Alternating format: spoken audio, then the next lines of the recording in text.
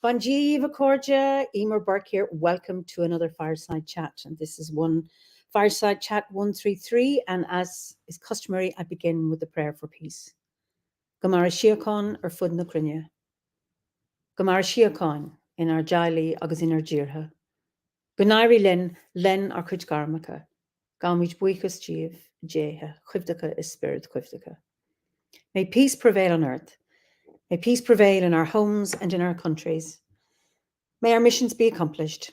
We thank you, guardian spirits and guardian deities. For peace. As fever of day calms towards twilight, may all that is strained in us come to ease.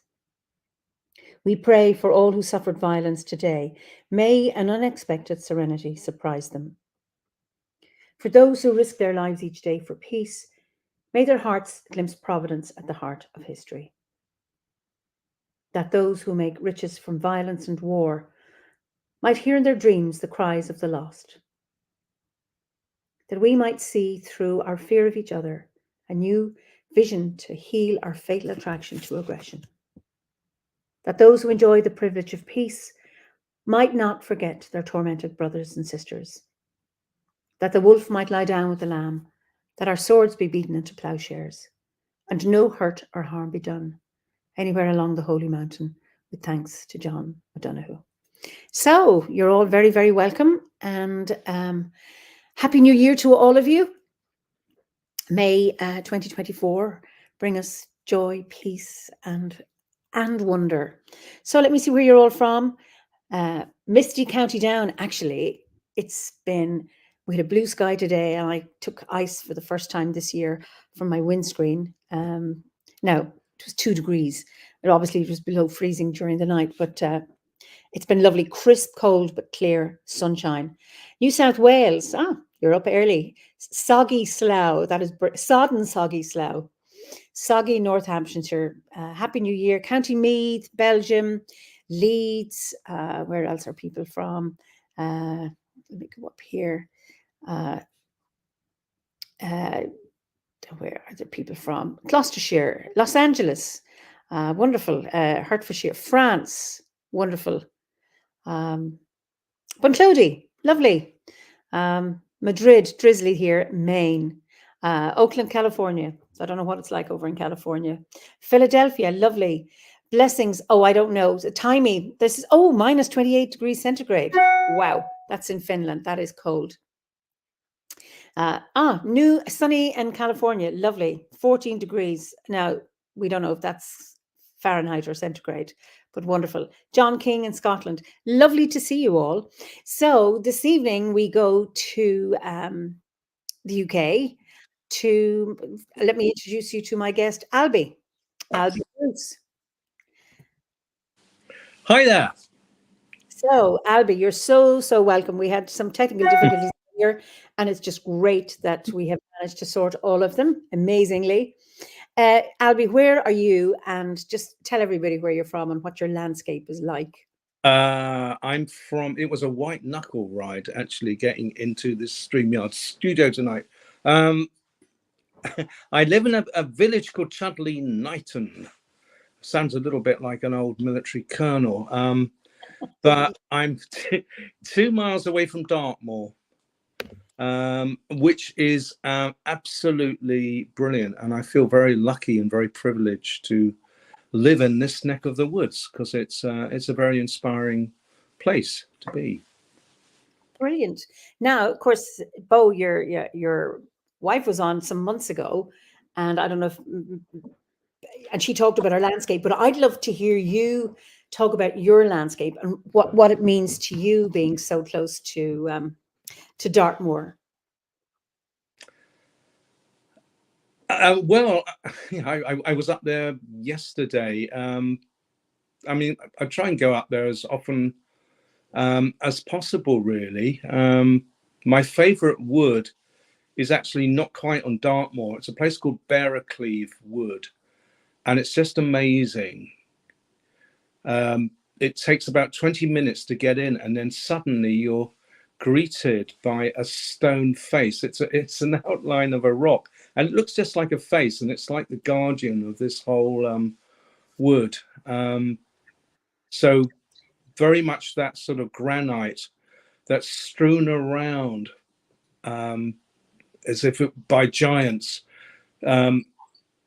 just tons of it, and with trees almost growing out of it. And it's wild. It doesn't make sense. It's extremely beautiful. Bo and I decided to go to Dartmoor on a Christmas Day. And we thought, we've got to get out. We both had streaming colds and coughs, but we thought, this is going to be the best thing to do. So we'll go up to Rippentor we went to, and it was really, really wet. And it was the path was like a stream. We got to the very top, and we had a coffee laced with Baileys. Good. And it was really, really misty and a howling gale, but it felt really good to get there. It felt like we were doing something something really, really healthy. And then we promptly got lost for the next 3/4 of an hour because it was totally foggy. And eventually we found some cows, and we followed these cows, which were Aberdeen Angus's. The cows joined another herd, and we found a tractor driver who told us we were completely in the wrong direction. So it was quite an adventure and quite nutty, but that's the sort of thing that happens sometimes. Oh, that's wonderful. From one herd of cows to another. Brilliant. All the wrong way. That's lovely. Absolutely wonderful. So there's a lot of people greeting you here, and there's Jim Ramsey and Heather Ramsey, and Chrissy Kimber can't stay, but she said lovely to see you. So lovely people. So how did you, just tell us a little bit about your background and how Druidry found you, or how you found the order. Oh my goodness. A little bit about me. Well, it's like, how much do you want? I ended up going to a very posh school, which didn't really do me any favors whatsoever, because I actually came bottom of my year one time, which wasn't so great. And school made me feel quite anxious. But the thing I really liked doing was art, and I felt I was really quite good at art. So I was asked to leave my school for various reasons. I was quite rebellious, actually. I got into trouble quite a lot. And I ended up at the local college. So I did A-level art. I got O-level art. I did A-level art. After 2 years, and a pretty sort of, this is the early 70s, 70 to 72. So it wasn't exactly sort of straight edged life. It was quite adventurous, you might say, quite indulgent. But even so, I didn't pass my A-level art. It was history. It was art history as well as art, and I was told, it wasn't so bad. I only missed it by a few marks.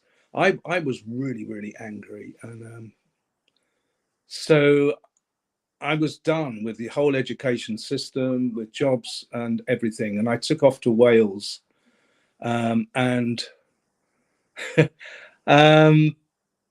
lived quite roughly in Wales with a couple of friends, and we walked about 25 miles every day. A friend of mine had sold his flute for 50 quid. This is back in about 72, and we had 50 pence a day to live on, the three of us. Sometimes we slept in deserted houses. Sometimes we knocked up farmers to see if we could stay a night in their hayloft. They were generally okay. We had very long hair. So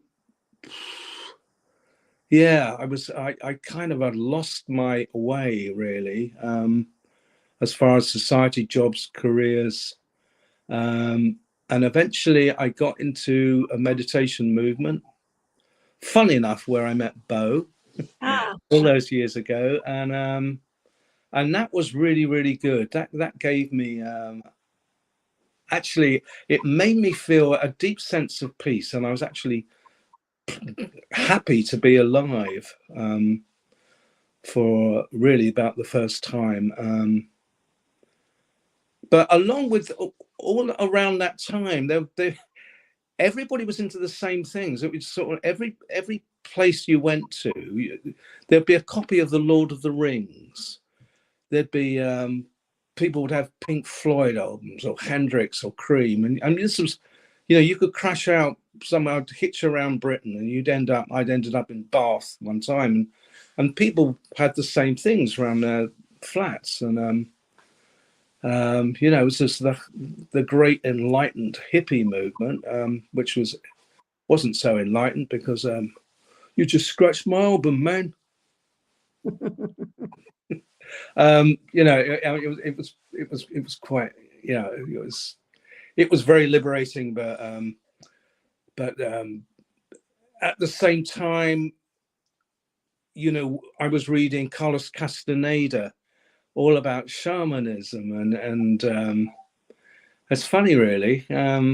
And Hermann Hesse, Narcissus and Goldmund, and I thought that was a absolutely wonderful book. And yeah, a few other books by Hesse, and it kind of set the scene, that sort of shamanic kind of view, really. And Lord of the Rings, it was kind of unworldly, really. So I was into meditation for quite a long time, and doing bits and pieces. My life was quite busy. I mean, I remember once I trained as a clockmaker and watch repairer on a government course, but that involved me moving to Slough, and I couldn't handle it, so I didn't do that. Sometimes I was a silkscreen printer. I was a painter and decorator. I thought I'd be an actor. I had some success with that, but I hadn't really trained properly at that. Yeah, it's quite an odd life. What you imagine you're going to do at 19 and what you end up doing. I ended up going to the field of therapy, really, because I really like drama. So I trained as a drama therapist. Okay. And then I trained as a counsellor. Then I trained as a supervisor. Then a couples counsellor. So I kind of went down that route. But I worked as a drama therapist in a therapeutic community, as you know, working with people with personality disorder. I loved that job. I felt it was really, really me. I felt, I was of service, real service there. But Bo wanted to move to Exeter, so we ended up living in Exmouth, and I couldn't find the job I wanted, so I went to mental health, which was really, really tough. And I remember just feeling I had to work with 4 or 5 clients a day and drive and then input all this stuff on a computer, and I got more and more. I got really uptight. I was Mr. Uptight at work. I was quite angry, and it was Bo that found Obod. Although I'd given her this book called 21 Lessons of Merlin, which I think sometime before that. So I think that had a little influence on that. But yeah, I looked at that before the Bardic course. There's just a little. It's like a trailer, isn't it? And there's this lovely poem who is it? Maybe it's 11th or 12th century nun, maybe in Ireland, and it was incredibly beautiful, and it was so moving, and I felt, this really resounded in my heart, and I loved it, and I thought, yeah, I really want to do this. I really want to be a bard, and yeah, I remember this sort of the self-initiation thing. We went up, found this moor called Mutter's Moor, and we went on this pilgrimage. It was like a pilgrimage up this stony path to the top, and then we found a place for the initiation, and it was like a crossroads, and I did the initiation, and I cried with happiness that day. It really was like coming home. I absolutely loved it, and then I felt, yeah, it was like, my life was coming back again. I suddenly felt happy again. That had eluded me, but everything, it was like, yeah, I've got this big link, and I've had it all my life really, but I hadn't seen it. It was through OBOD. It was suddenly the practice. It was like, yeah, I feel linked up with the trees and and the sky and the grasses and the plants, and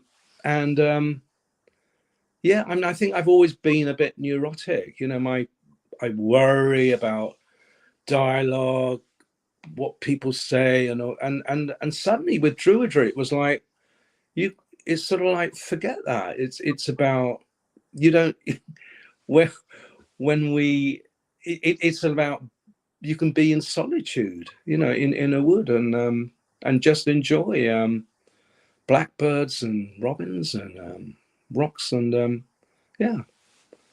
I can certainly agree with that, and I think many people will identify with that. And so often people say they join OBOD, and I have said the same, and then they came home. And I never expected that when I joined the order. I knew I was excited, but I wouldn't have articulated as, I'm really fascinated with Druidry and I want to explore that. But I wasn't thinking, I'm going to find my home there. I wasn't using that kind of language. And so many people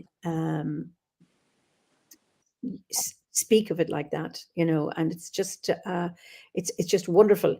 And their comments here, Blake says, I imagine having had such a variety of jobs creates a sort of unique and valuable perspective, offering an understanding and appreciating of many types of people and fields of work. And I think that's I would agree with him that having that broad sweep of job experiences, I think really, really equips anybody for dealing with the diversity and the variety in life. Yes, I agree. I think it's just not just the jobs. In some ways, I've lived quite a wild life. I've taken a lot of risks. I've done some really stupid things. I spent the night in the police. I spent my 18th birthday in Highgate Police Station. I'd stolen a car with a couple of people.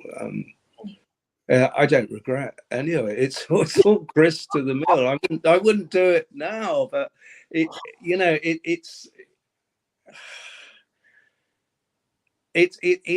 all helps. It all fits into place. You understand why somebody does something. I've worked abroad. I did a vendage, a grape picking in France. I've toured Italy with a theatre company. I feel very lucky. I've had quite a rich experience of doing different things and meeting very, very different people, and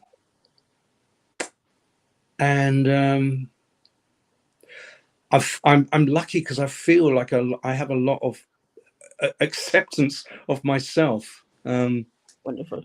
And that really helps. Yeah, it's interesting. because there's so many questions now I want to ask you. So I have to. Blake says, I understand what you're saying, Albie. You wouldn't recommit the crime, but you wouldn't trade the lesson learned either. And one of the questions I ask my guests, never this early into the conversation, but I'm going to ask it now because you said you did some crazy things. What's the most reckless thing you've done? The most reckless thing I've done? Yeah. I mean,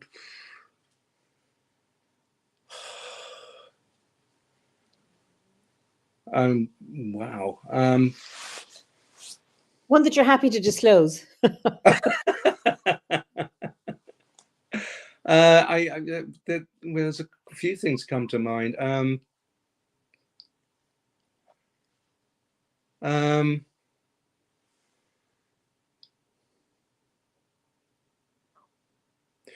I mean, at 16, I had a motorbike, and I mean, this is just craziness. I had a very long school scarf, and I had a long scarf. It came from the girls' grammar school, and I sort of wore it as a badge of honor. You know, people think I'm going out with somebody from Hatfield Girls' Grammar, and where in reality is, absolutely hopeless with girls at that age. So, but this blue and yellow scarf, and it was really, really long. It was the length of a Doctor Who scarf. So I'm driving along on my motorbike, and suddenly my head was yanked back really, really tight, and suddenly it was released.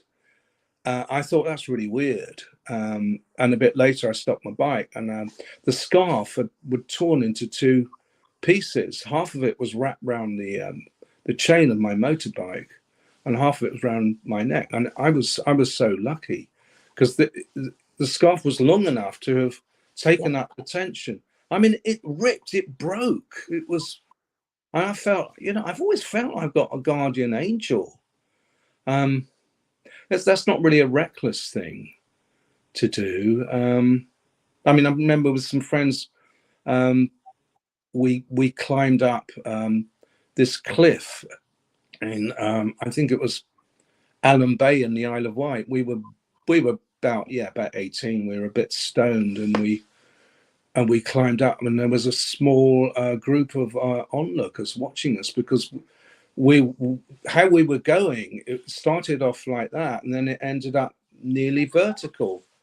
So I mean, you couldn't get any further up. So it involved us slipping back, turning around and going back, and sliding down on our bums for the last 12 feet or so. And there's people just looked at us with incredulity because it was such a stupid place to try and climb, but we hadn't really thought it through. I mean, it's Jackie says, so refreshing to hear an honest journey. And others are saying Isadora Duncan wasn't so lucky with her scarf. And Isadora Duncan, yeah. Yeah, a terrifying near miss. So it's what lessons? I mean, what if those, maybe reckless, careless, not thought through experiences where there've been near misses, but you've actually survived? What was it they taught you? I mean, the first reckless experience was with my father, and he bought this do-it-yourself assembler garage kit. It had huge pieces of prefabricated concrete. These pillars were about 7 foot high, and they were about, I don't know what they were, they're about 6 inches by 9 inches. There was me and my brother, and I had to hold one of these concrete pillars while Dad sort of went around putting nuts and bolts around them. And I couldn't hold mine. I think I was probably about 7 or 8. And the thing just dropped and smashed on the ground. And I thought at the time, that this thing weighs about 10 times more than I do. It's really heavy and it's really tall. How was I supposed to hold that? It was daft. And my dad was he was church treasurer, an accountant, straight as a die. But it was, he could have killed me with that stupid concrete pillar. So what's your questions is what's it taught me? There probably is, as I say, I think there is a higher power, and I just generally, I do have a sense of my life being incredibly precious, and I do feel, and I often feel I am protected. I'm incredibly lucky, and yeah. Oh my God, yeah, years and years ago, and I shouldn't include this really, but I was driving. I was so far over the limit, I could see two sets of broken lines, and it was really hard. I was seeing double as I drove, and I had to really choose which set of white lines was the real ones, and that was probably the last time I did that. It was absolutely insane. That was the most reckless thing, because I was literally seeing double, and yeah, that taught me a lot. People saying you're definitely protected. The stars smiled upon you. Really interesting. Philosophical says, good grief. My dad was like that too. Not a pragmatic cell in his brain, but he'd have fits of determination to take on projects way too big and dangerous for him. Can relate. And Blake says, I don't want to say all accountants are bland. That'd be unfair. But there is great evidence there, knowing a few myself. Oh dear, someone's going to send a complaint for that one. And Pat Booker says, I get that sense of protection sometimes when I'm about to do something genuinely stupid or risky. I sometimes get the certainty it will be all right. And it's never been proven wrong so far. And I think that's great. And then Ferdiad says, I think, Ferdiad, I think there's a lot of us who must have had some kind of otherworldly protection to survive DIY projects with their Oh, that's very true. Yeah. I remember I was just telling the story. I lived in Kenya. I was working as a nurse in the early 80s. And we lived 3 hours drive on a really bad dirt road. The roads were corrugated because the desert was so hot. And we would go and collect fuel. And I did not know how dangerous petrol was. We would have a Land Rover with a drum of petrol in the back, full of people, because there was no buses. So anyone who, if you were driving, you would pick people up. Squashed around this petrol tank, and myself and my friend are in the front. We're not driving, we're the passengers, and we're on the way home, and piled high with, I'd have, crates of eggs and things like that. And then I heard this rumbling and felt this rumbling and heard this sound, and I looked out. There was a wheel that had just come off the Land Rover, flying off into the bush. Oh my! The Land Rover just went. We all got out, nobody injured. I had no idea how dangerous, and I don't know how many trips I made with petrol in the back. And it's like, you've no other choice. This is what you do. I'm glad I didn't know, but I wouldn't do it now. It's incredible, yeah, amazing. Yeah. Where I lived, my parents. Do you remember the paraffin heaters? Yes. In houses, we'd have this big paraffin heater, and the trouble with our one was that it used to catch fire somehow, the whole thing. And when it did that, you had to pick up the whole paraffin heater by its handle. So it wasn't just the flame inside. The flame suddenly whooshed out to something crazy. You had to open the French windows and take the paraffin heater outside. And the thing is flaming really dangerously. I can't explain that to you. Again, that was my dad's thing. And maybe things have got safer now. But we are incredibly lucky. I do think we're more safety conscious, Yeah. There were so many children who got scalds and things in kitchens, and then now it's like it's been drummed in, have the handle of the saucepan that way, and don't leave a pot of oil unattended and those kind of things, that we are much more safety conscious than in the past. That's absolutely true, and I think that came from the United States, isn't it? Because people were starting to sue each other. I mean, I'm not trying to be cynical there, but I think that the health and safety culture has come, yeah, and it's a really, really good thing. Well, sometimes it goes too far, but yes, but being safety conscious. It goes too far because I do quite a lot of DIY, and there's little pots that you cannot open now because they're childproof. Oh, So there's certain resins and things. I can't remember the name. Shellac yes, to put over knots when you're painting. that's right. The knots in pine. The shellac seals itself. It's in a childproof little pot, and you can't get that top open at all because it's and it's like. I know that. Fergie says, does anyone remember when we had to wire up our own plugs when we bought a new toaster? Oh God, yes. Everything. Every electrical application you had to put the plug on and learn the current wiring diagrams. I'd forgotten that. Yeah. Oh, I'm beginning to feel old now. Or useful and competent.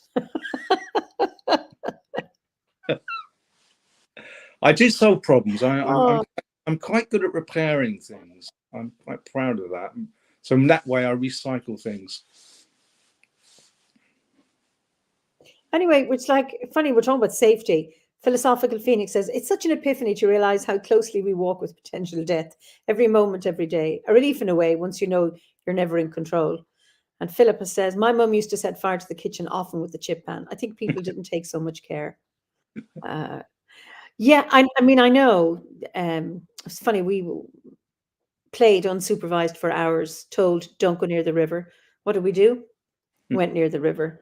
And but now, I mean, my kids are in the country and they were exposed to lots of risk, but I didn't let them off in the fields on their own, just because it's all been in my, and I hate that about me, put in my head about dangers. You know, they couldn't walk on the road because it actually is dangerous with the traffic.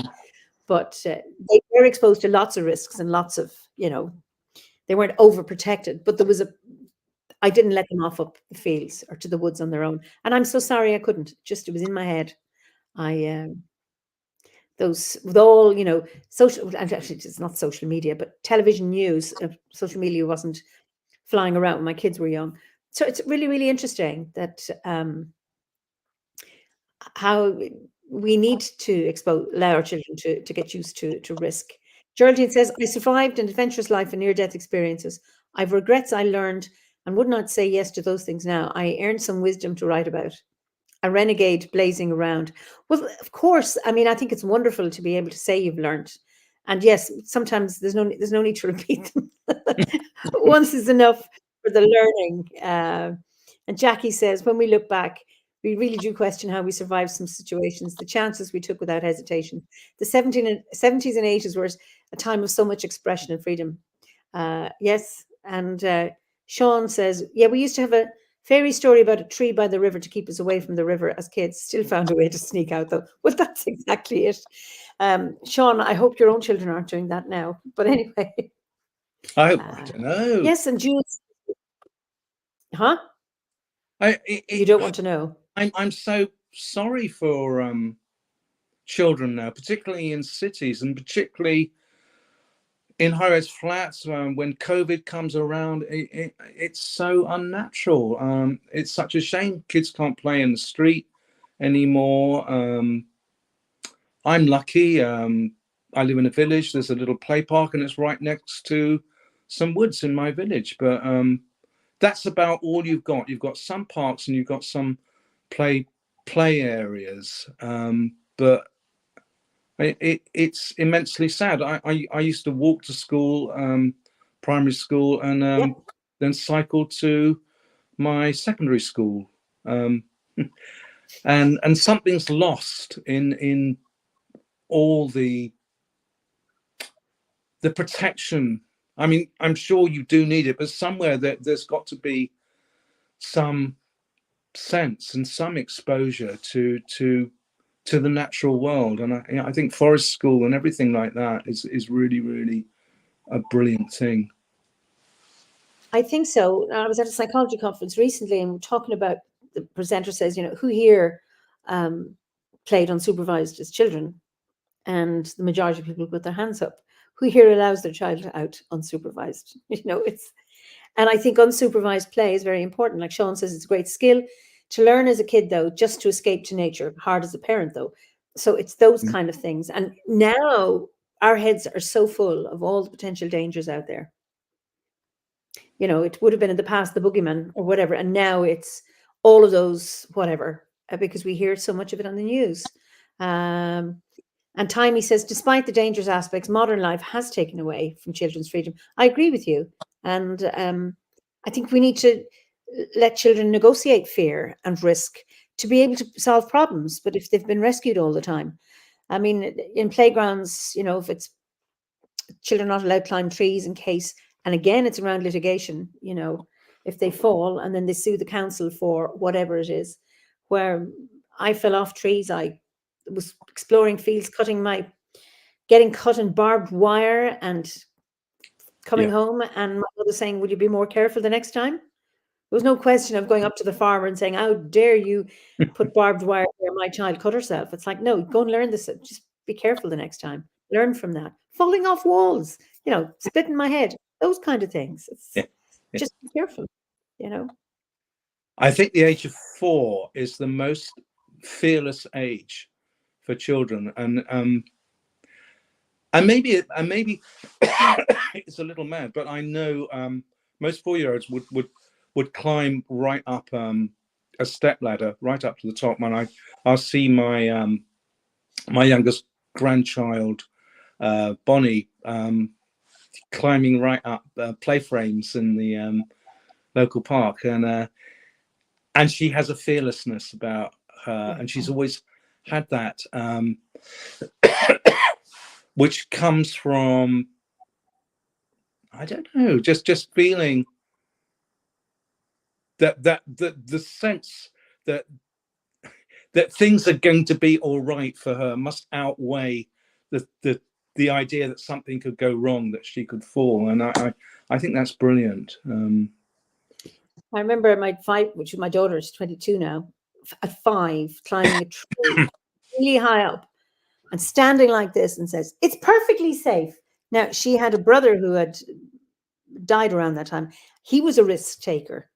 He enjoyed, he was in St. Andrews, and he went to he was a member of the high risk sports club. And she had that crawling and climbing, perfectly safe. And she was, she climbed trees and fell and cut herself. And I think that belief, we need to have a belief that things are going to work out. Otherwise, obviously, caution is good too, but we need to have that. I suppose we get up and we get into our cars, or we walk along the road in the belief that we're safe. And we need to. I can't remember who said it, but we're so close to danger and we don't see it. And maybe we are all the time, and we just bypass it. But we also need to be able to do that. And Jules says, I let my son wander, but then we lived in a tiny town with little risk. He tells me how he's glad he grew up that way, in wide open spaces where his imagination could take wing. And that's exactly it, Jules, because in an open field or in a woods or whatever it is, the whole world opens up, in the world of imagination. Absolutely, yeah.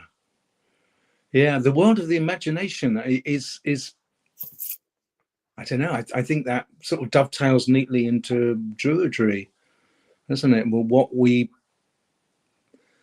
can imagine,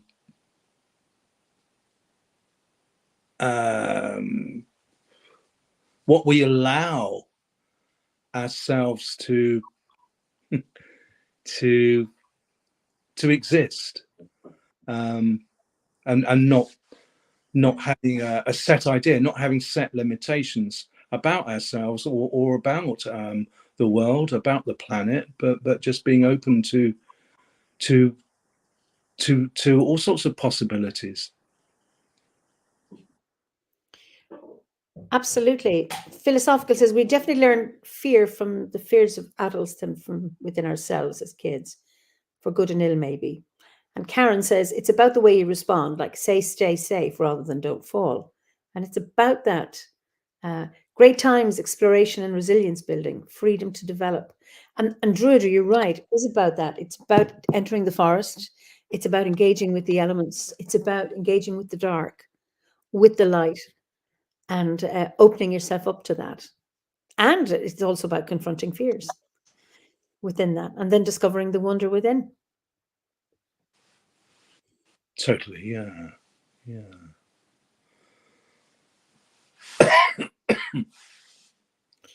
And you're thinking of do I have a reflection on that? Do you have a reflection on that?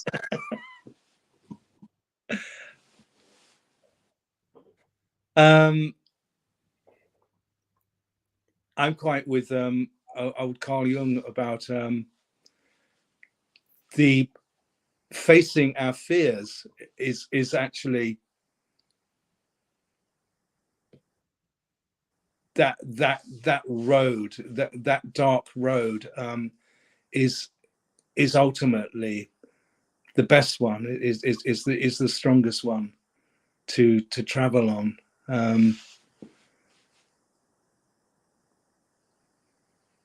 And it takes time and effort and risk taking again, isn't it? It's all about it. There's a whole theme here, isn't it?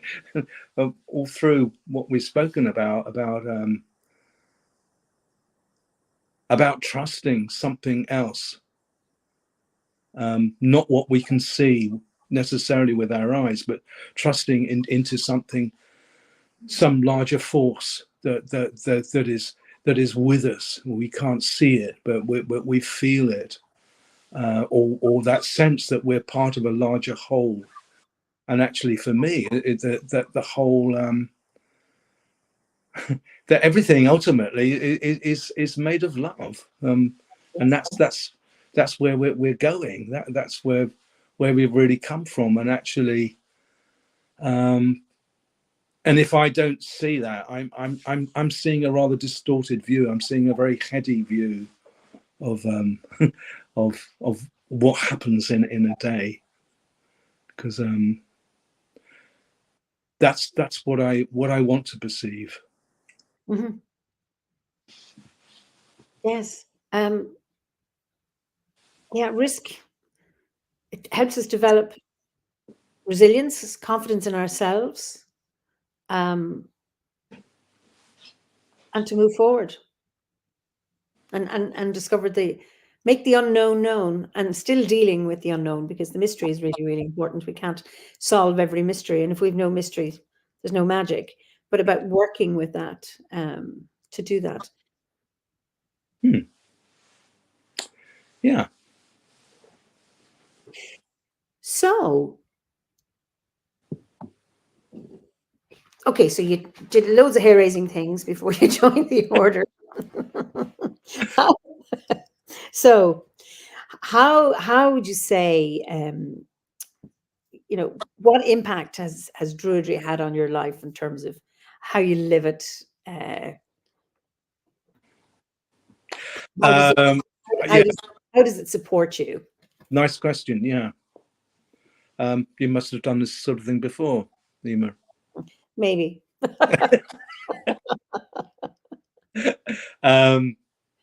It's made me, I think, depending on who you talk to, some people might say I'm a grumpy old git sometimes, but which is true, but that's my age. But actually, I do feel, oh God, I feel very positive. I feel quite happy a fair proportion of the time. How's it affected me? So one thing I work once a month with a group of adults with learning difficulties, and we start in a circle. There's about 14 people, including about 3 or 4 carers, support staff, and we start with 3 breaths. Lovely. And it's so quiet. You could hear a pin drop, and it starts off in a. We start in that very, I like to think, very calm and deep way, and it feels real to me. I don't know what other people. Nobody's complained. Nobody makes a noise. Ask people to put their feet on the floor, and it's amazing. It's so that's a little thing that trickles out. Bo works in the local parish council, and we're in this what I forgot the name of the group, sustainability group, and she organised a tree walk about months ago. So we had just 14 people from our village came on that, but we had the druidic names of each of the trees, a little history of the trees, and and I'd written a poem about a particular oak that was on this little local trip, which was really to show people in the village, what a wonderful heath we have, and what wonderful trees, and we should be proud of what's around us. So yeah, that felt good. But really, I suppose in the most profound application is I feel quite lucky because I'm able to use my hands fairly well creatively. So sometimes I do pottery. I've done pottery. I've done more recently watercolor painting. I've done carving in wood. Much more since Druidry. It's that sort of spark of Arwen has translated into doing things. I painted a series of pendants. Got one around my neck. Oops, I can't. It's hard. You're going the wrong way. Up. Yeah. Oh, very nice. There's the bear. Beautiful. That's a polar bear. You need to bring it over the opposite way to where you. This is really hard. Yeah, you're getting. This is on a phone. You're getting warmer. There you are. Oh, it's the penguin. Lovely. Bring it. Yeah, lovely. Very nice. Turn him around, go the opposite way to I think he is. Is that acrylic on wood? So I went through a phase of doing a lot of these, and oh, beautiful. It's a wolf. And I have one slide of yours. I'm just going to see if I can share that. I think it's this one. Am I right? Yeah, that's the one.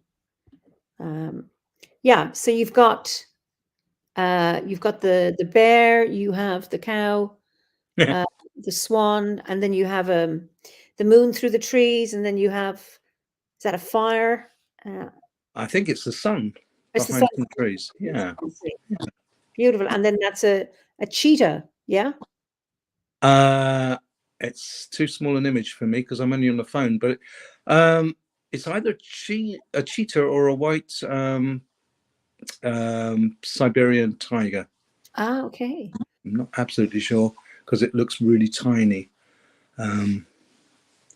So you're is that it's acrylic on wood? Is that what you're doing? That's right.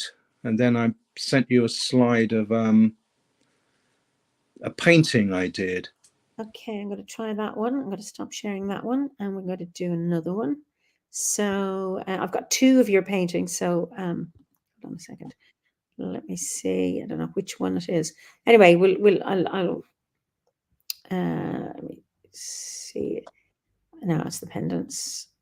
Is this one? That, can you see that one? Oh yeah. Yeah, that was a Christmas card I did. Beautiful.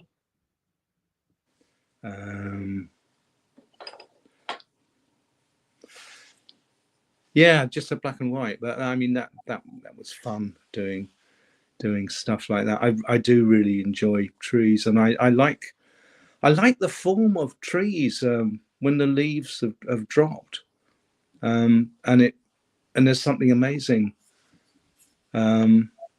I always think, oh, it's going to be sad. You know, the leaves have only lasted a few months. It only seemed like May since there was this bright new green on the beech trees, and then it's November and all the leaves are gone. But actually, there's something incredible about the sort of naked form of a tree that is just as beautiful.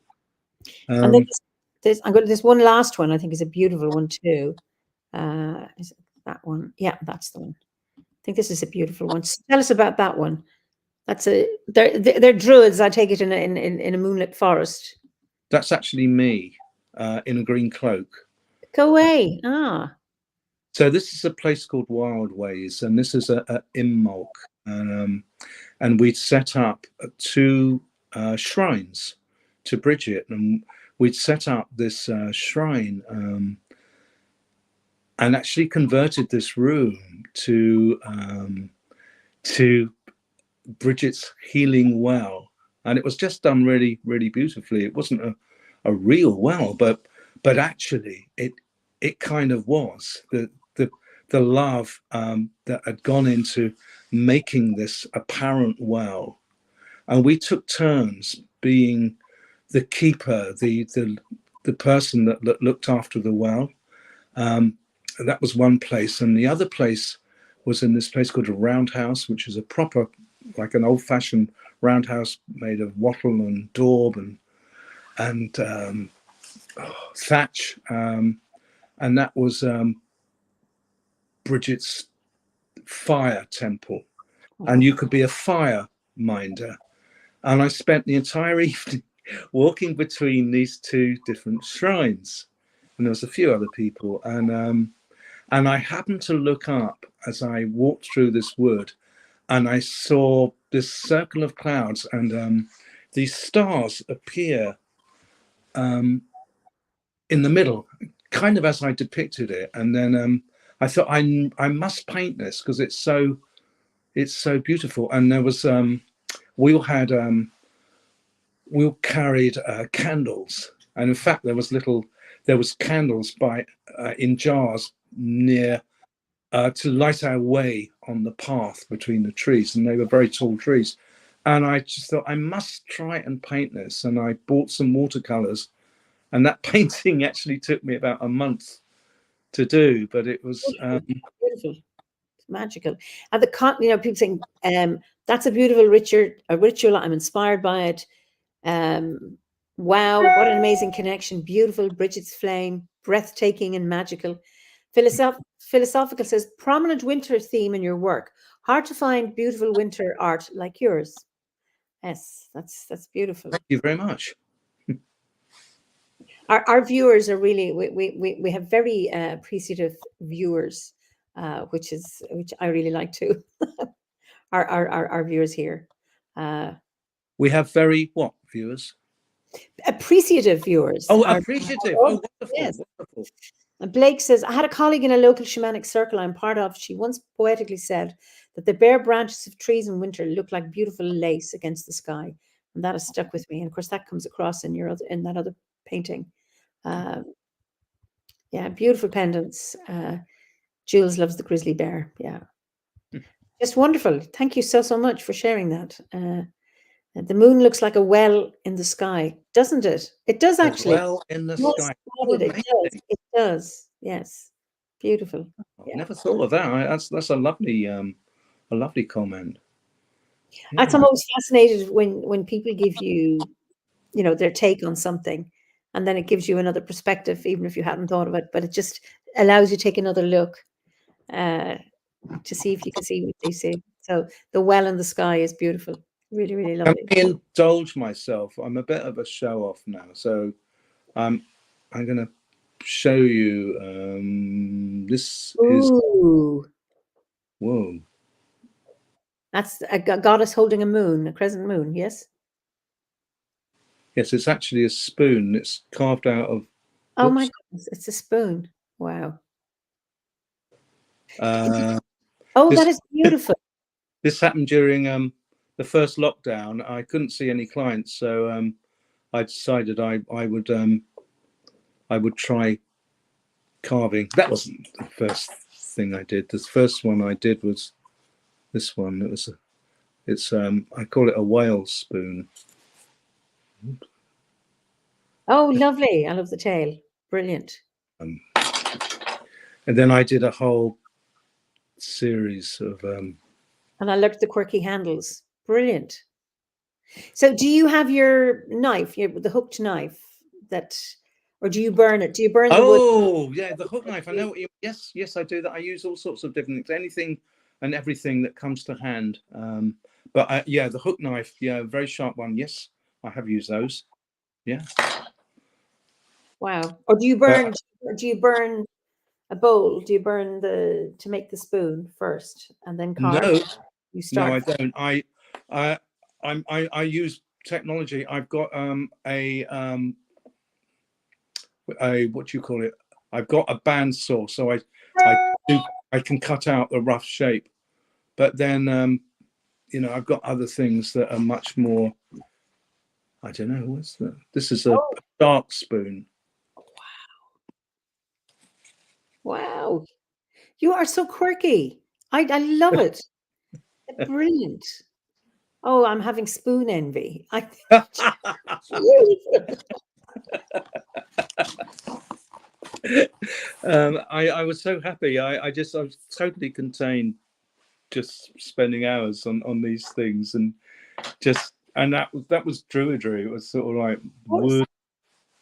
wood, finding the things in finding the essence of what's in the material.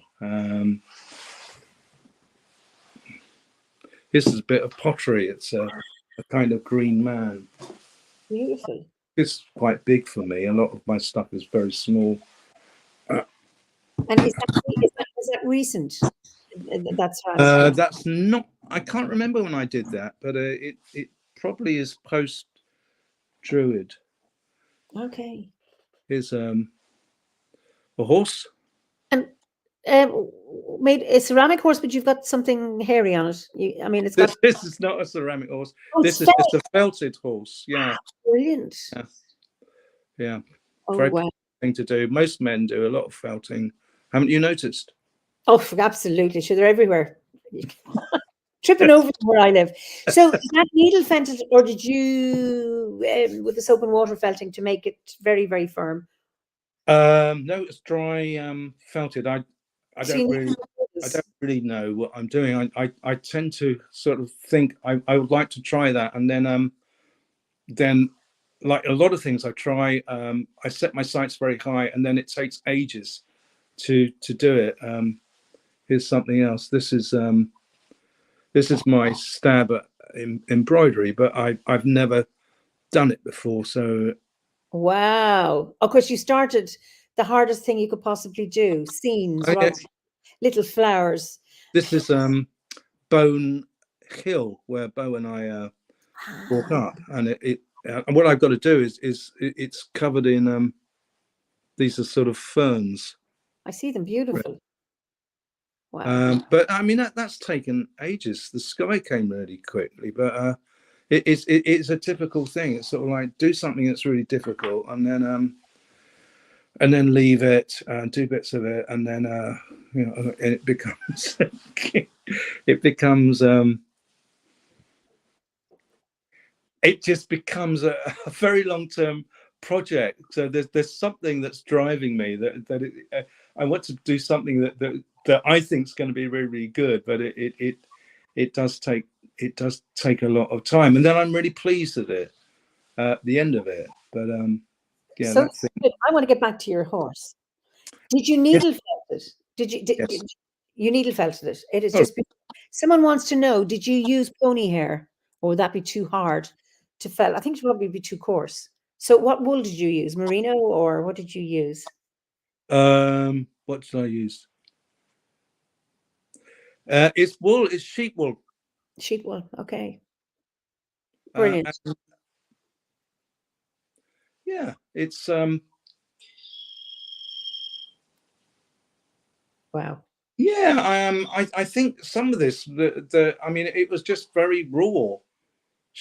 As far as I know, but I'm. It's just what Bo has actually quite often in the conservatory. But yeah, I've I cheated. The eyes aren't proper. The eyes beads, are they? actually they are. I've really cheated it. Beads. They aren't. I had this idea. They are pins, glass-headed pins, Brilliant. with black glass-headed pins. Clever. I mean, Yeah. the comments here, I'm so impressed with your variety of talents. You created the pattern too. That's talent. That's how you learn. Start with something very difficult. It's not how you learn. It's a stupid because you could backfire and you might put you off doing it. But it's I don't know. I'm a Virgo, which is sort of like a very complicated and a strange star sign, I think. I'm almost But one. there's something about perfectionism wrapped up in it I all. understand it. I'm a Leo, but I'm the end of August, or I'm the 20th. So I'm almost a Virgo, and I have Virgo streaks in me. I understand that. Now, Yes. there's Blake, I don't know what star sign you are. He says, we fiber arts people are so demanding. We're over here wanting to know the breed of sheep. So, so what breed of sheep did you use to make your pony? Oh my goodness me. Bo would know the answer to that, but I'm going to say something like a black-faced sheep, but I don't know. He's a Capricorn. Because Bo gets she actually used to get these sheep fleeces, and we got one from a neighbour who owned a small holding, which was incredible. So it was really next door. The fleece came from next door, and that feels good to be using stuff that's really local to you. That's what it should all be about, I think. And would you then wash it and card it before you, or you just take it from? Bo, it was too tedious, too hard to wash it. I think she carded it and then kind of scratched away at any sort of impurities that came out, as far as I remember.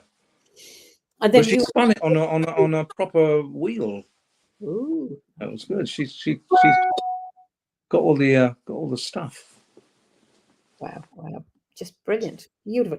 Now, did you tell me you're going to tell a story? Ah, I did say that, didn't I? You did. Yeah.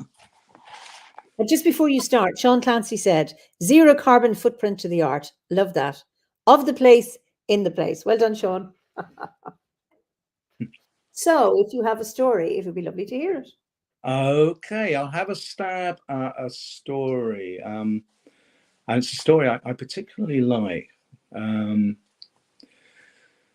So we can remember the ancient god Kronos, who had a nasty habit of eating all his offspring, bar one. And Rhea was trying to protect. Unless I've got that wrong, the final child that Kronos hadn't eaten. And Kronos was looking for this child. And he met a sea nymph called Philyra.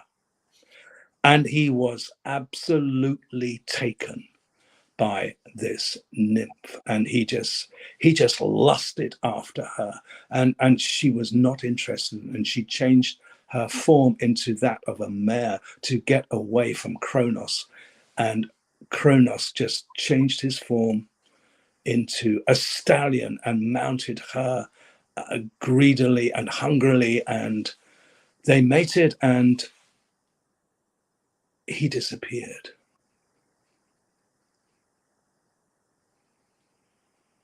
The nymph had an awful birth. She had a terrible, terrible time.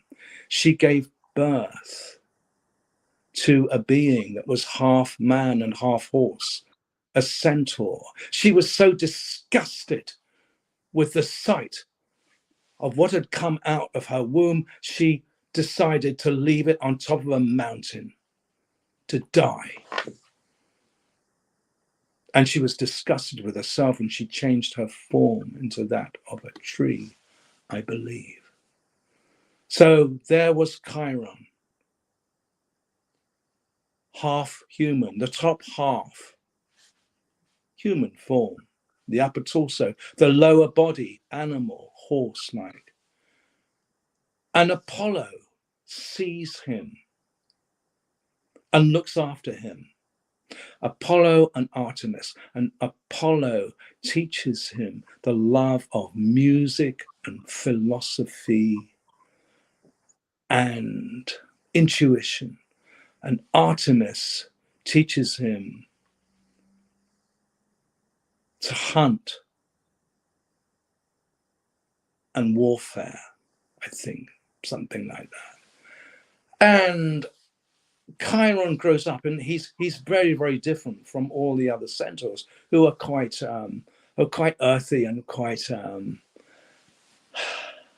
they're very wise beings, but they tend to be rather lusty. They're not known for their subtlety, but they're suddenly, there's Chiron, and he's from a completely different bloodline, and he's wiser, and he's really, really charming, and he's versed in all the arts, and he's got such a wonderful patron, Apollo, and suddenly all the kings and everybody who's anybody is sending their sons to be looked after and raised and educated by Chiron. And we have Peleus, we have Jason, we have Perseus, we have, oh my goodness, Hercules. Just a few, and they are all educated. They are all taught the arts by Chiron, and there's a link with Asclepius, who later becomes the founder of medicine, and all's going swimmingly well. And Chiron is very intellectual. He's very happy with his life.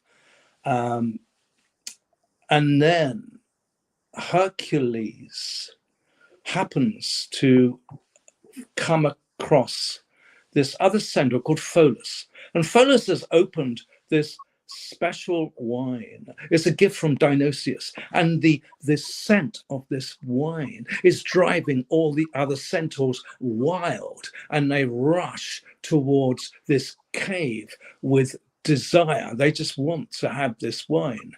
And soon Hercules is defending the cave, and he's got his bow and arrow, and it's dipped in the poisoned blood of, it's gone, but it's the blood of the Hydra.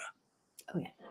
And he's shooting at the centaurs, and suddenly Chiron receives this arrow in his knee, and this arrow should kill him instantly, but he's an immortal because his father was a god.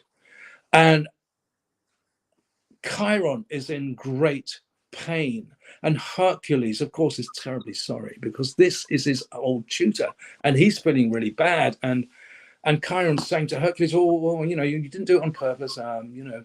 He's trying to calm Hercules down, but Chiron is really, really in a lot of pain, and there's something that's happened about this wound, and it brings him out of his intellectual mind and right into his animal body. He cannot avoid his animal body, and he goes out onto the land, and he tries out through trial and error what herbs would work to staunch this poison, and he tries a little bit of this and a bit of that, and that sort of helps, and that herb helps, and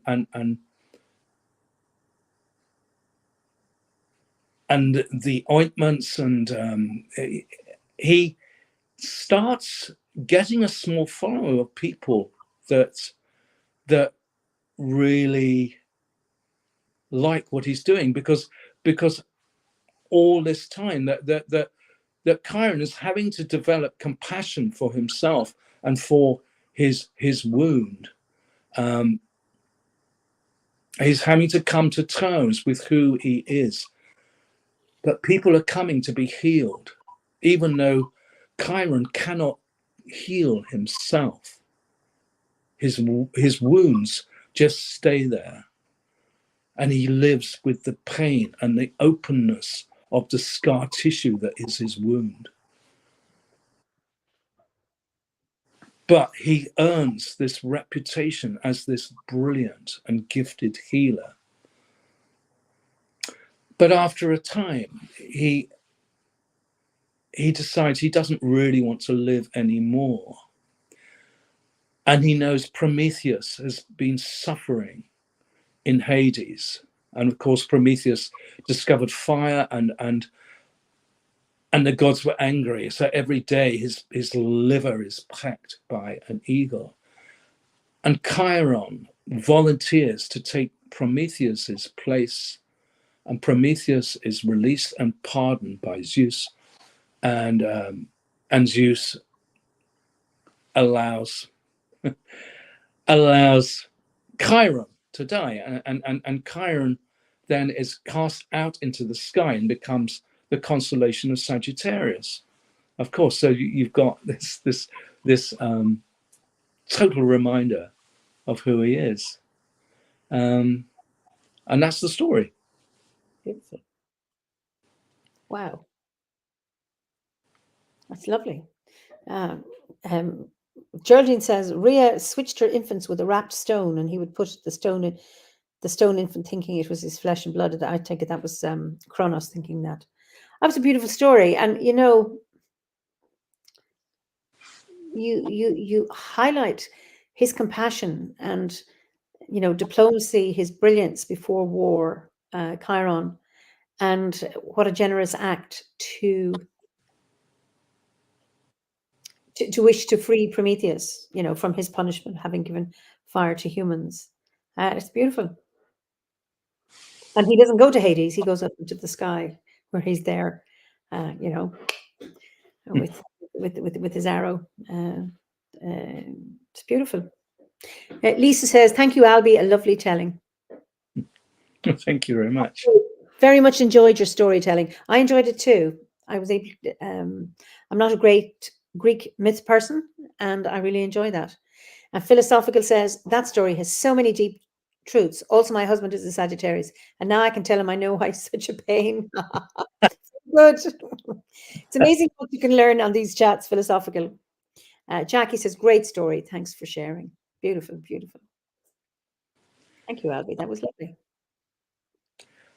I think it's relevant to any therapist, really, because it goes back to what we were saying earlier, that our own scar tissue has to be open, that it's by knowing our own attitude to pain and our awareness of pain that creates a place where we can really we can sit with other people.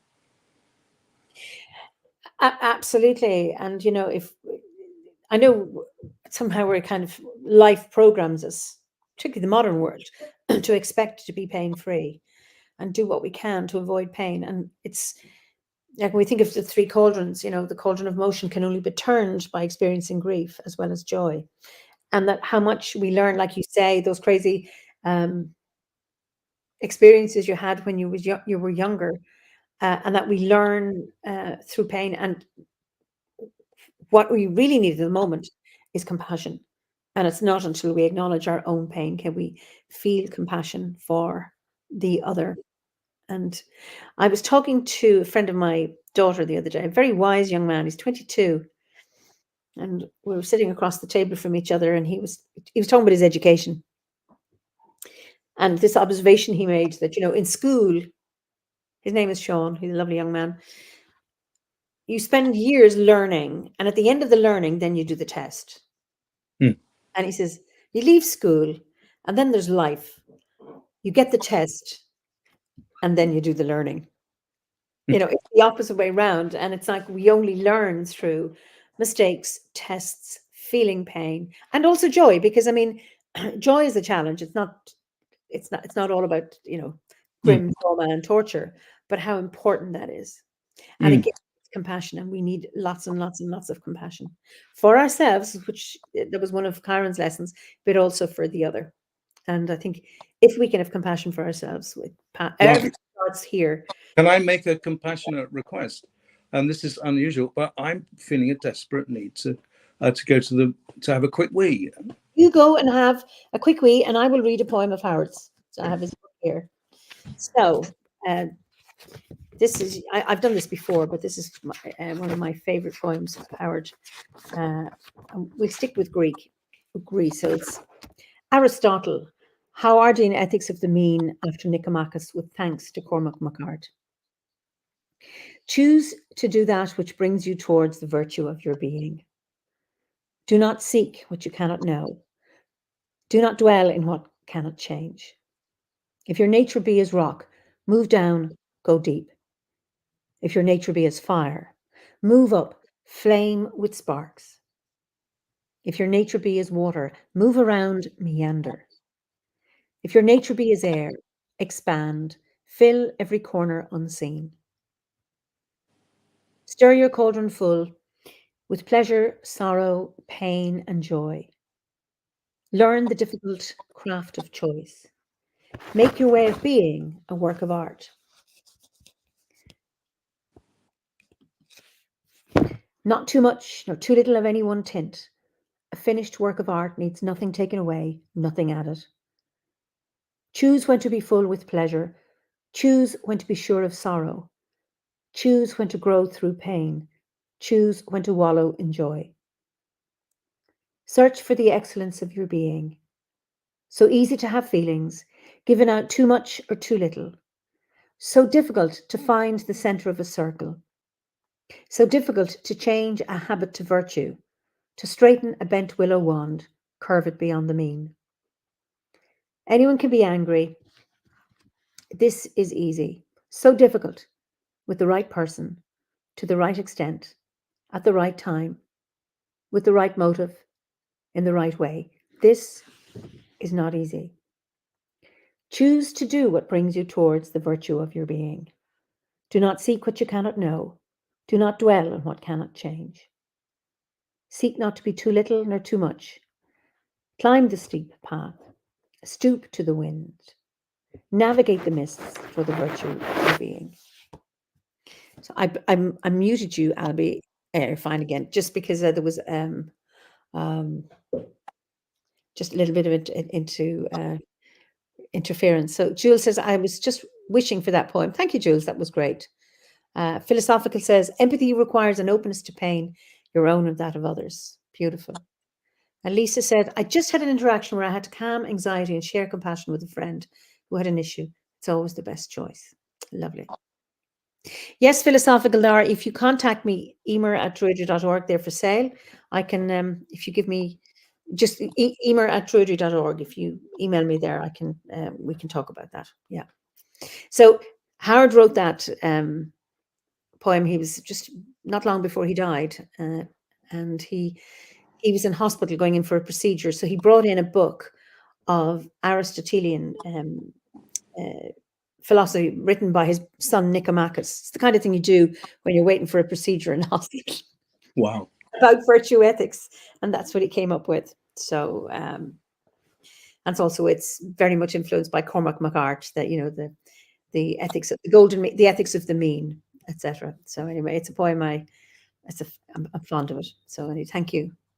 And Nimi says, such wise words needed now for us all. What a gift! Absolutely, and that was 9 years ago, he wrote that. So before he passed. So yeah. So compassion for yourself, wonderful. Um, so what would you say has been the thing you're most proud of, your greatest achievement? Blimey.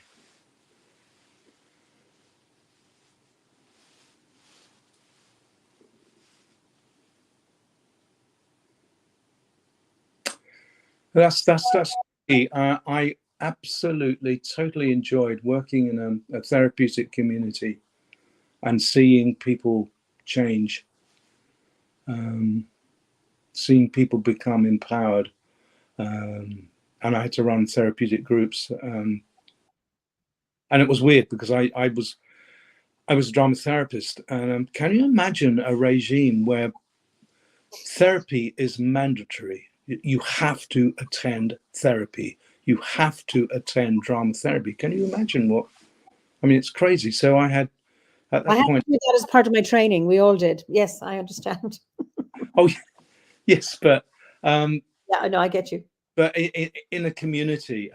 So there was 12 women, and they all had to do drama therapy. So I had 3 or 4 people who said, I don't want to do this. I'm going to sit out in a chair and I'm going to watch other people. Oh, this might have a bit of an inhibiting effect on other people. But after 3 or 4 weeks, every single person took part, and they actually enjoyed it. They were surprised. And I was really pleased about that. And I saw people change. So I felt really a confluence of being at the right place of my training, and kind of where I was at was absolutely matching the needs of the people I was working with. And that was one. I mean, that was the best job. What am my biggest achievement?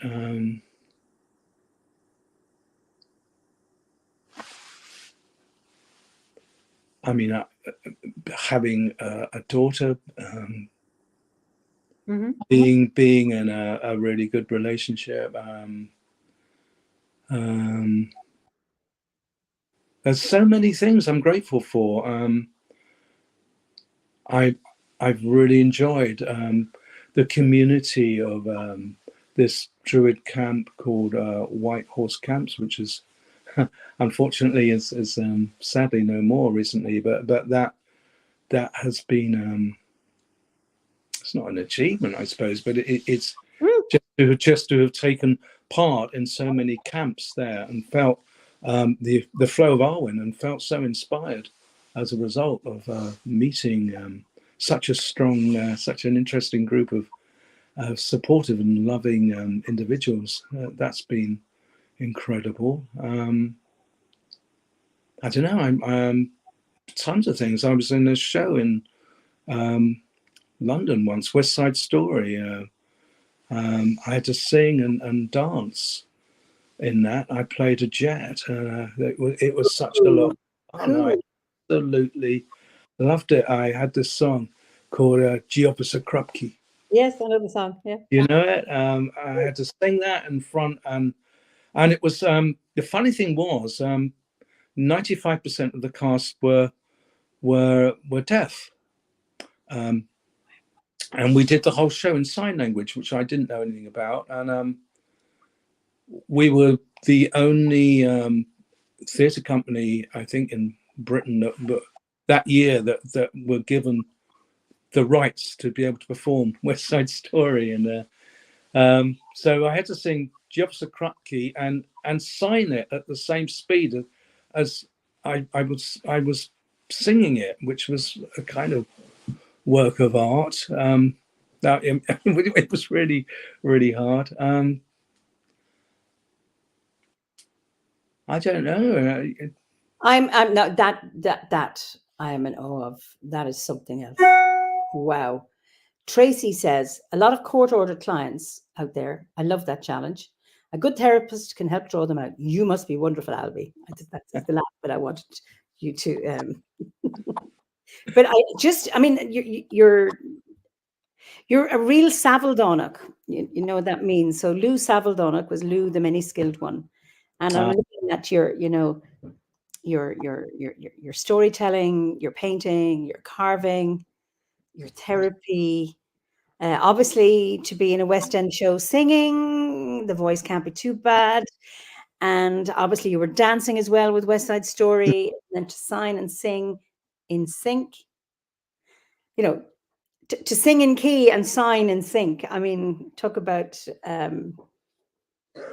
I don't know how you did it. I'm in awe of you. So wow. it wasn't easy. No, no. Well, there's a challenge, doing something like that. And then, by doing something, having it, when you said that the majority of the cast were deaf, and I imagine it opens up for audiences, who can't hear. Just incredible. And to have been able to get the funding and all of that to put that out there. Wow. I'm also, I don't know if you've heard of Liv Talk, who's a very distinguished Oh, I think I creator. have. Yeah. And she's been over to the COP28 climate, Yeah. And taken these amazing films with her.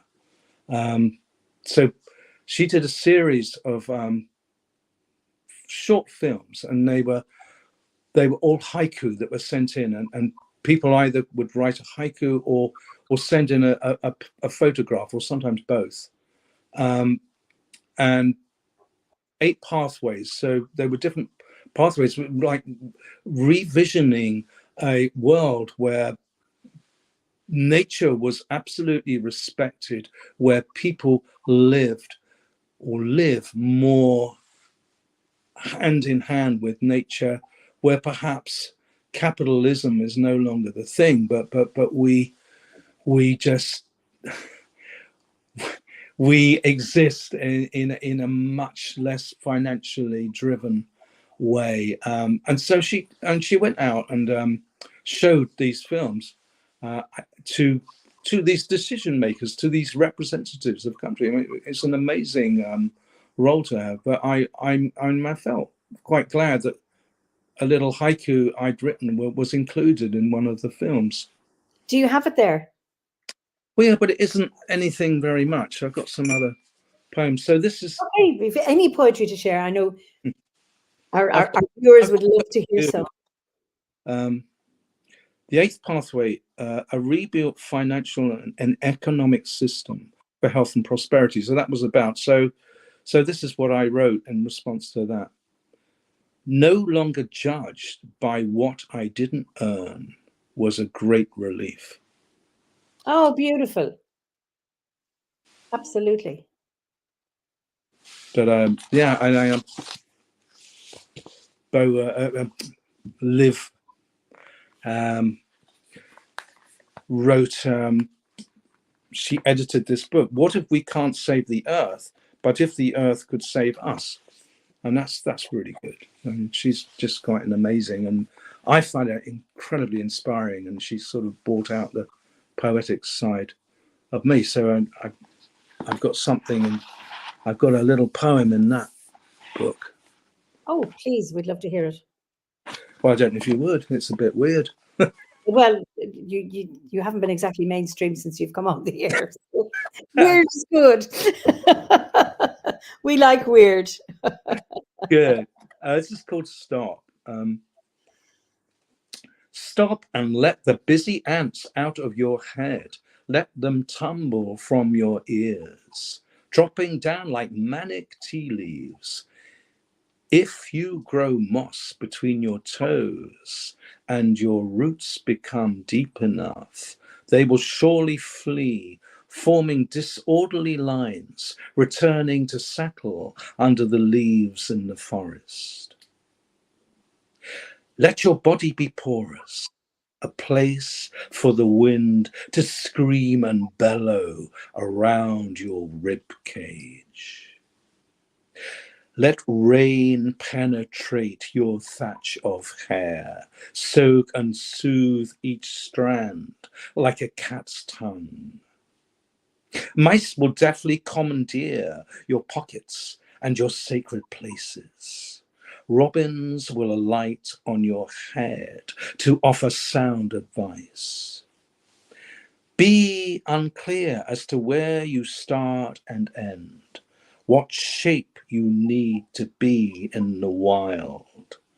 And when you have knowingly flown into your in-breath, you might just feel grateful for all you have been offered. Beautiful, beautiful, beautiful. Which brings me to, what is it you're grateful for? Oh my goodness me. I thought about that this morning. I Number one, I'm absolutely so grateful just to be alive, just to be able to breathe in and feel reasonably healthy. It's incredible to be alive. You can't. They say even the angels would love a human form. To have this opportunity, to have this life, to work out whatever stuff we have to resolve in this lifetime. So that's number one. To be loved, I feel incredibly loved. But really to see the earth. I mean, I've got about 12 trees in my garden, which is very, very lucky. Got a huge white silver birch. I think it's an unusual one. It's a Himalayan one, and it's totally white. It's got none sort of black gnarly bits. It's a really, really white tree. To see nature, I'm very grateful. I'm very grateful to hear blackbirds singing, robins. I've got a leyland hedge. I have to climb up there with a chainsaw. That's all a bit weird. And every time I was up there before Christmas, there was this loud chirping. There was a robin just out of sight or really close by, and I'd no idea what it was doing there, but he seemed to be talking to me all the time I was up there, up this ladder in the tree, and I felt very much he was keeping me safe. So I'm very, very grateful to the wild, to all the wild animals and the owls and or the deer that sometimes come to our garden, but they can be a bit of a nuisance as well. Yes. Everything. Just an incredible, beautiful, abundant world. That's wonderful. People. Brilliant. Well, people here are very grateful for your poetry and the phrases you've used, your intonation that made it mystical and magical. And Natasha says, the trees and the birds are telling me to look up these days. And yeah, just so, so, so beautiful. Before we end, what concern you have?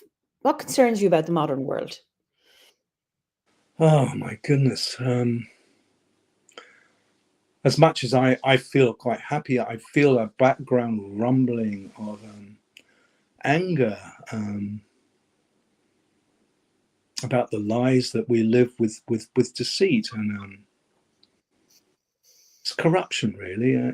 I'm not happy with capitalism at all. There's enough resources. There's enough food to go around.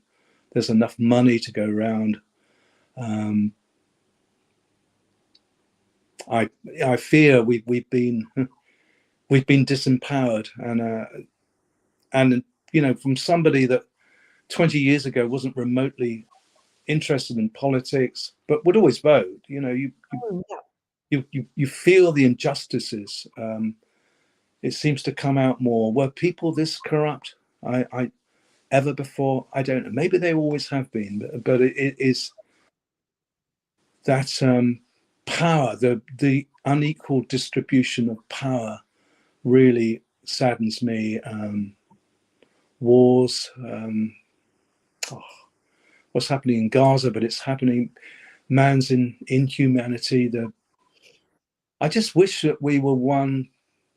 If we didn't have boundaries, if we didn't have separate nations, I mean, look at, Britain. I mean, everything was all part. It was all part of Africa, wasn't it? I mean, years and years ago, we were probably one or two big land masses, and this fragmentation and this assumption of national identities has landed us in a lot of trouble, really. Whereas I think it's an accident that we're born where, and I'm incredibly lucky to live where I am. But that kind of idea that I'm British or I'm this, it doesn't. I have no pride in that. I'd like to be just a citizen of the world. I'd just like to be part of the brotherhood of the world. And actually, the damage we've done to animals and the ecology is huge. The amount of species we've annihilated in our footprint is pretty sickening. Yeah, I could go on. I'm very concerned by it. Yeah. You have so many people who are in agreement with you. Absolutely. There's no one arguing against you here. You've lots of, you're not alone. And I mean, I think it's easy, to fall into despair and hopelessness and get a sense of powerlessness. So, and I think that something as Druids, we need to watch that we don't do that. So what is it that gives you hope about this? Well, it was good.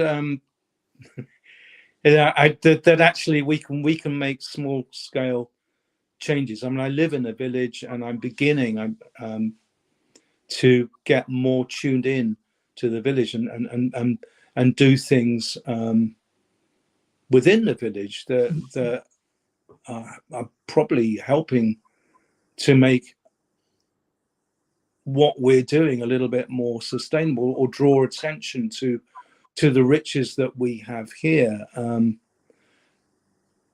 So it's the stuff that we can do on our doorstep, and finding out, if our neighbours are okay, and supporting people locally. I think it starts there. I didn't used to think that.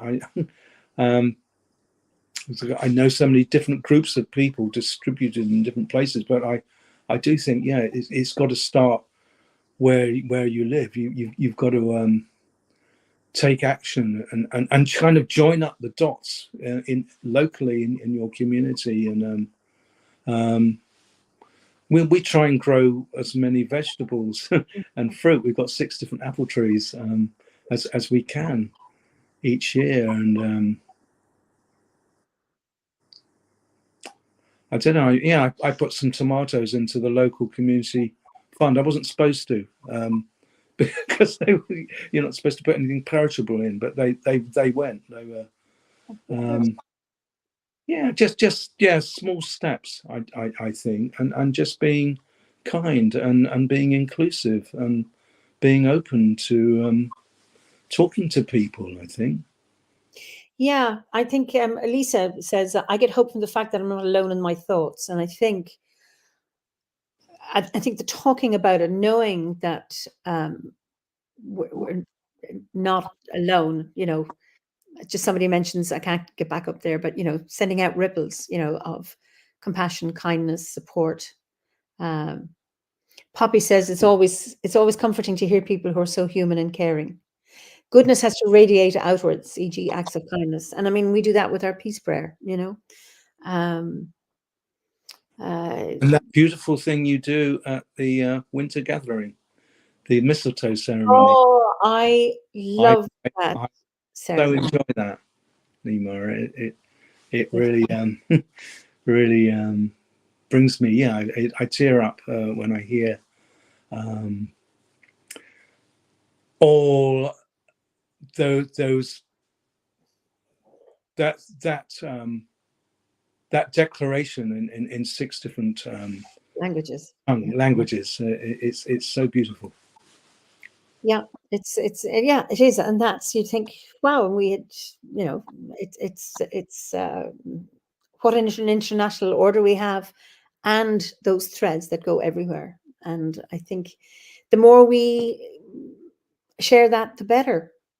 We've come to the end of our time, and it is, I could talk to you for hours. And um, I've really, really enjoyed this. And selfishly, I get so much from these chats because, you know, I've said hello to you at gatherings, but I've never had a conversation with you other than hello, how are you? And something very, very short. And it's really lovely to uh, hear your story and to be wowed by it, and to discover all these talents. And so my last two questions, and this is what I ask everybody: what's your favorite season of the year, and what's your favorite ceremony on the wheel of the year? Not hard to answer. I really like May. Yeah. I think it's a very sexy month, actually. It's just tumescence, and the leaves are kind of wet. It's the blossom. It's sort of nature at its height of potency, and it's incredibly beautiful as well. I don't know about having a favorite ceremony because I don't like anything that, you know, it's like, oh, I'd like to go on holiday at Bournemouth each year. You know, that's what we always do. I always look forward to Samhain.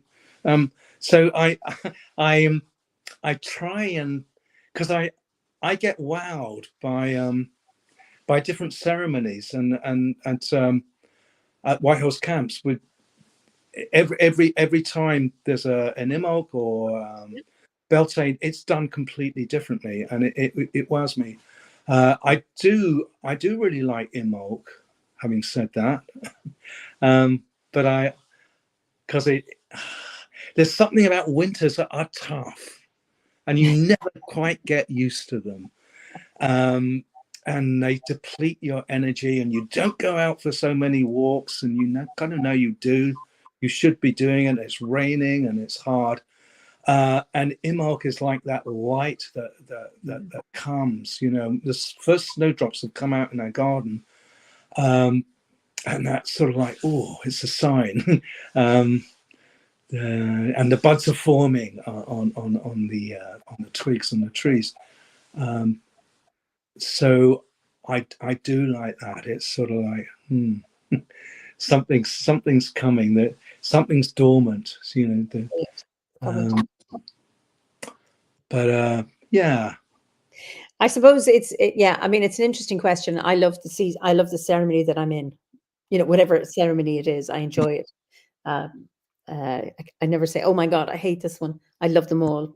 But it's just an interesting question to hear what people have to say. Jackie says, "This has been one of the most honest and inspiring lives I've been on in quite some time. With experience comes wisdom, and I feel I'll take many positives away from this." Well, that's about you, Albie. Thank you very, very much. That's very generous, and I've Enjoyed really listening. enjoyed talking to you, Eimear. Okay, and lovely fireside chat. Thank you for a wonderful afternoon filled with the enchantment of creativity and the wisdom that you've gifted us today.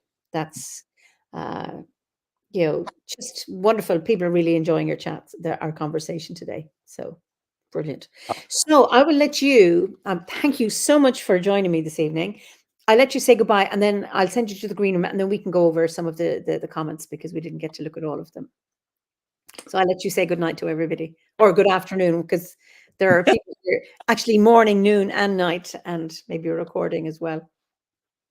Well, thank you so much. Thank you for having me. Thank you for listening to me. I haven't seen your comments.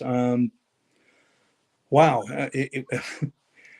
I've really enjoyed having this space, and you know, if Eimear ever invites you, just jump at the opportunity, because it's taken me some time to say yes, and I'm really glad I did, and thank you.